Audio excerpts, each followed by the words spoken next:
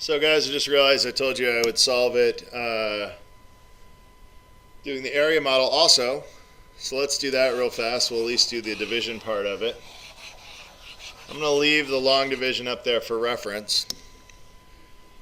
When we're doing the area model, what we're going to do is we're going to create an area model where x minus 5 is on the edge of our area model. And I'm going to start off with just this, and I'll figure out how many columns I need in a second.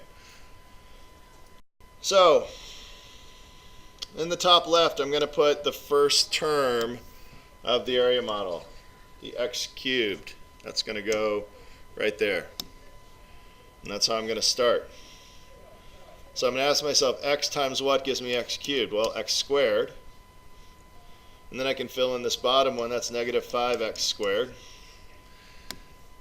Then the next thing that I can do is say this square plus this square have to equal that, negative 9x squared. Well, if those two have to add up to negative 9x squared, and I have negative 5x squared, this must be negative 4x squared, which means that this must be negative 4x, because negative 4x times x gives you negative 4x squared, and this must be positive 20x. Okay, now I'm ready to do my next term.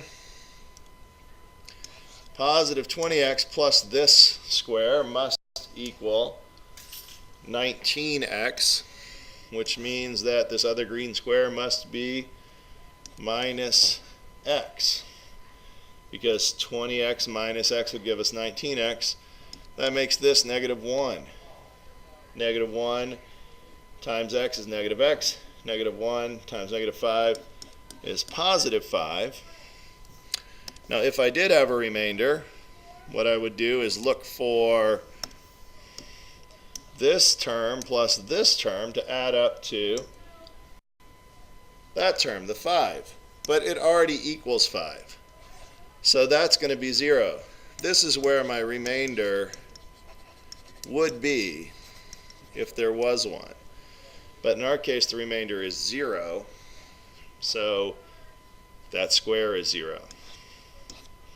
And I still end up with the same answers that I had right here. So those two equal each other using different methods. All right, thanks guys.